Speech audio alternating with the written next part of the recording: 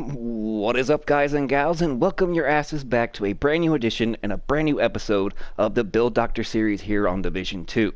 In today's video, we'll be going over how to maximize the damage potential of every single build currently in the Division 2 when it comes to DPS. And typically when I do all my videos, no matter what they are, I just kind of wing it. I don't script it, I don't write things down, but today I actually did. So that way I don't have to worry about just going on a complete ramble, such as I am now, and can just get right down to business and hop into it. Now, when it comes to builds on YouTube, on the thumbnails, you typically see over the last several months, you'll see thumbnails such as the best armor shredder or the highest damage output of SMG or the strongest SMG build in the game, completely destroys armor, and they all consist of the exact same thing because it's the best in slot. And of course also you'll see on thumbnails, let me see here in my notes, watching guys and G-strings and thongs walk around. Wait, hold up. Oh, wait a minute. That was talking about Coldboy. That's a totally different video. Sorry about that. Got my notes confused there. But anyways, we're going to hop into it.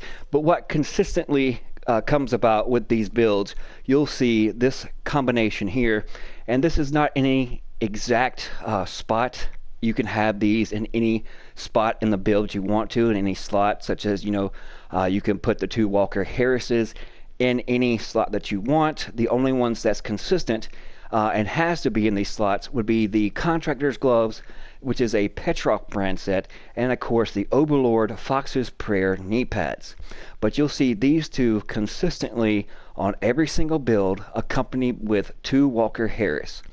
And then you'll see a combination or a mixture between the mask and the holster, chest piece, and backpack, just all different kind of combinations, depending on the archetype weapon you're going for. In this case, since it lines up well with Petrov, this is just kind of a mock-up that I have here for you. So, in order to achieve the highest damage possible with any build, you want to go with the Contractor's Gloves, which is Petrov. Even if you're not using LMGs, as you can see in the attributes, you're going to get 8% damage to armor. Then on top of that, you want to see the Fox's Knee Prayer, which is also best in slot in the knee pad section with the 8% damage to targets out of cover. Now, the two-piece Walker Harris can be any slot of these four, but two pieces of Walker Harris gives you 5% weapon damage, and the second piece gives you another 5% damage to armor. So just between the Contractor's Gloves and two pieces of the Walker Harris, that's 13% damage to armor right there alone, and then you gotta throw in the 8% damage to targets out of cover.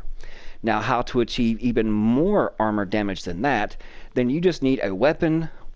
In this case, this is a Infantry MG5, and as you can see in the attribute slot on it, 6% damage to armor, which brings me to a total of 19% damage to armor, and then I have another 9% damage to targets out of cover. So, recap, that's 17% damage to targets out of cover and 19% damage to armor. That's a heck of a lot of a multiplicative damage. And in order to achieve that, that pretty much takes up the gloves and knee pads and two other slots.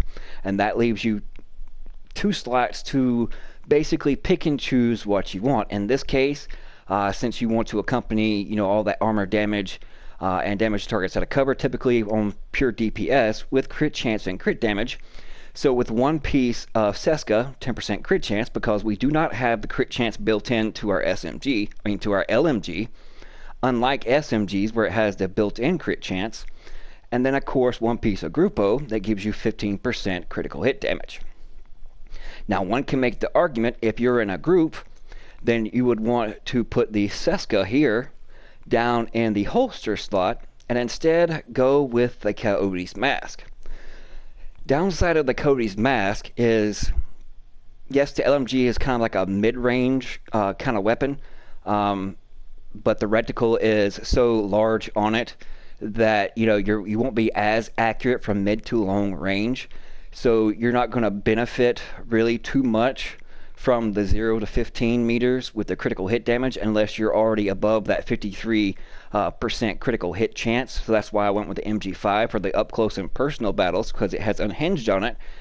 So I need that extra RPM to thrust and to maximize my damage output, my DPS for that up close to kind of compete with SMGs and even certain ARs like the FAMAS or the M4 when up close and personal. Now, something with a lower RPM that I'm able to use mid to long range, then you would go like the M249, the MK46, or in this case, my secondary is the Pestilence. And then I'm going to gain that 25% critical hit damage, and then for that mid to long range, I'm going to gain that extra 10% critical hit chance along with that 10% critical hit damage. And then anything over 25 meters, you're getting that 25% critical hit chance. So on the Pesty, as you can see, I got 53.2, but when I'm shooting at mid-range, then that's going to be 63.2, but anything over 60% is pretty much overkill. But we are maximizing our potential of getting those critical hits by being at 60% critical hit chance or above it in this case. And then, of course, on the MG5, we're at 58.2, 118.1 critical hit damage. Then you got to throw in another 25% critical hit damage for that up close. So we're doing a lot of damage with the MG5, and then there you can see that 19% damage to armor, that multiplicative that's going to be thrown in there.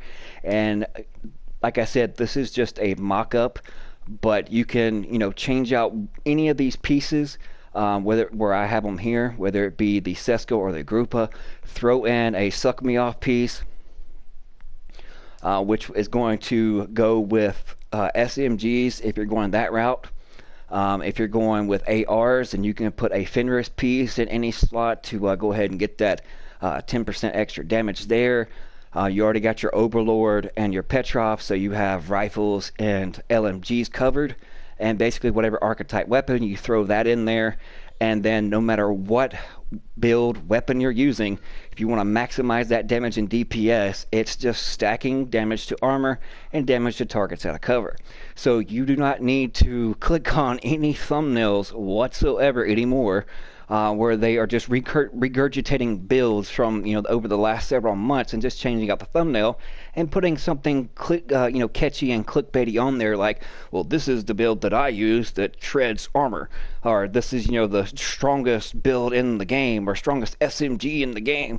Because consistently they're going to have one piece of Suck Me Off in here, and then they're going to be stacking damage to armor and damage to targets out of cover just by utilizing the Fox's Prayer knee pads, the Petrov Contractor's gloves with 2 pieces of Walker Harris, and then mix and match whatever they so desire to meet whatever archetype weapon they're using in the other 2 slots. So basically you got 4 slots that's taken up, you got 2 free that's left over, to whether you can go with the extra crit chance or crit damage, or you can go with the likes of an exotic such as like the Coyote's Mask or something along that nature.